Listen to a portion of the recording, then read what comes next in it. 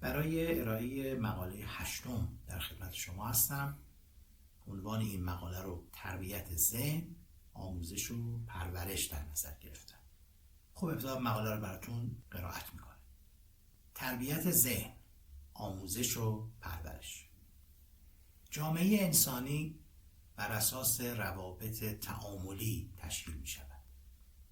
روابطی که بر مبنای آنها انسان از جامعه خود اثر می‌پذیرد و بر آن اثر می‌گذارد.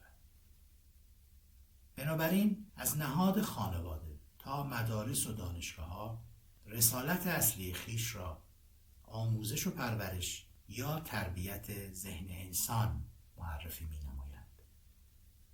در مرحله آموزش هدف مربی یا مربیان تشکیل یک ذهن شکلی سازمان پذیر است. پس فعالیت‌هایی نظیر معرفی اشیا یا ابژه‌ها، روابط و کارکرد بین آنها، نحوه تفکر بر اساس جهت‌دهی دریافت‌های انتزاعی و تعریف قالب‌های مرسوم شکل‌دهی به تفکر در فضای خارجی ذهن مطابق هنجارهای مرسوم مورد توجه قرار می‌گیرد. گزاره‌های ذهنی چنین انسانی به صورت اگر این آنگاه آن بروز می‌یابد. خروجی این مرحله انسانی است که ذهن او وابستگی شدیدی به قید زمان و مکان دارد و توصیف روایتی یا تقلیدی از مسائل زندگی ارائه می‌کند. بدیهی است این انسان در مواجهه با پدیده‌های جدید زمانی و مکانی تحلیل راهگشایی در ذهن خود نمی‌یابد و در تردیدها، نگرانی‌ها و ناکامی‌ها به سر می‌برد. در مرحله پرورش هدف تشکیل یک ذهن خود سازمان شونده است. علامت شروع این مرحله ارائه پرسش از چیستی و چرایی توسط ذهن تحت تربیت است که بایستی مورد استقبال و تشویق مربی قرار گیرد. پس ذهن اجازه می‌یابد که تمامی مراحل طی شده در بخش آموزش را مورد سؤال و از لحاظ کارکرد مورد تردید قرار دهد و در موضوعات مختلف درخواست تحلیل و حکایتگری مربی را مطرح نماید.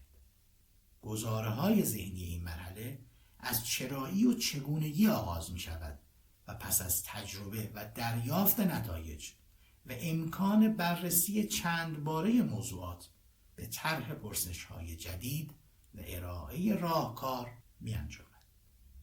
نشانه موفقیت این مرحله رضایت خاطر، رفع تردیدها و آرامش ذهنی انسان است و خروجی آن ایجاد ذهن خلاق، پرسشگر، مطالبه‌گر و متفکر است.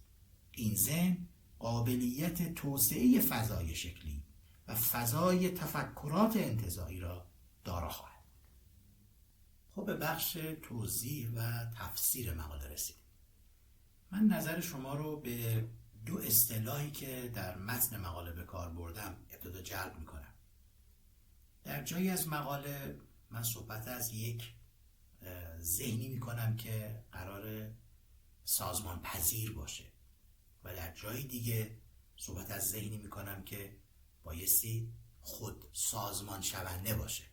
این دو اصطلاحی که به کار بردم اصطلاح اساسی این مقاله هستش. دو مرحله رو توضیح دادم، یکی مرحله آموزش هست و مرحله پرورش و چون به هر حال آموزش مقدم بر پرورش هست اول اون مرحله رو توضیح میدم و بعد بحث تحلیلی خواهیم داشت که مشکل کار در کجاست. گرچه ما هم باید آموزش و پرورش داشته باشیم، چه نکته‌ای رعایت نمیشه که مشکلات آینده رو در واقع به وجود میاره. در بیشتر جوامع وقتی ما به مرحله آموزش میرسیم، مربیانی که میتونن پدر و مادر باشند، معلمینی باشند که در مدارس و دانشگاه فعالیت میکنن، مبنای اول کار خودشون رو روی شکل دهی به ذهن متمرکز میکنن. اگه اشیا رو معرفی میکنن، اگه آبژه ها رو معرفی میکنن و براشون اسمهایی میگذارن، این روندی است که دارن به ذهن تربیت شونده دارن یک جهتی رو میدن. کارکرد اشیا رو میگن و روابط بین اونها رو معرفی میکنن. تا اینجا کار به نظر همه چیز درست و خوب هست، ولی اینکه نحوه تفکر ذهن تربیت شونده رو و اون دریافت‌های انتزاعی که مشترک هست بین انسان‌ها رو، اونها رو میبرن توی قالب‌های مرسوم بهشون شکل میدن و این قالب‌ها هم قالب‌هایی هستش که به عنوان یک هنجار در اون جامعه بایستی مورد توجه قرار بگیره. مشکل از اینجا شروع میشه که اگر بخواد موضوع به اینجا ختم پیدا بکنه، خب شما یه انسانی درست کردید که فقط میتونه تشخیص بده که اگر این موضوع اتفاق افتاد آنگاه پس من باید چیکار کنم. و به خصوص مسائل این چنینی قید زمان و مکان دارن. یعنی جامعه‌ای که بزرگتر هست و نقش معلم رو میخواد برای یک جامعه که تو سن پایین‌تر قرار دارن رو بخواد بازی بکنه، اون بر اساس قید زمان و مکان خودش داره قراردادها رو مطرح میکنه. پس آن چیزی که در اختیار ذهن تربیت شونده قرار میده یه روایت هست از آن چیزی که خودش باش برخورد کرده و پافشاری میکنه که شما هم باید تقلید کنین از این برداشت هایی که ما داریم. خب ولی ما در مقالات قبل هم گفتیم پدیده هایی که ما باشون روبرو هستیم اینا پدیده های جدیدی خواهند بود از لحاظ موقعیت زمانی و مکانی. خب ما باید انسانی رو تربیت کنیم که بتونه تحلیل کنه مسائل جدید رو. پس اگر نمیتونه این کارو بکنه، ما هیچ نتیجه‌ای نمیگیریم جز این که انسان رو تربیت کردیم که در تردیده، دائما در نگرانیه و کامیاب نیست، یعنی نمیتونه مسائل رو حل کنه، به اون چیزی که میخواد نمیتونه نزدیک بشه. خب پس اینجا رو ترک بکنیم، بریم وارد مرحله پرورش بشیم. باز تکیه میکنم که آموزش لازم هست، اما تکیه بر قالب ها و این که روی اون موضوع اصرار کنیم مسئله است که اینجا من روش دست گذاشتم و توضیح دادم.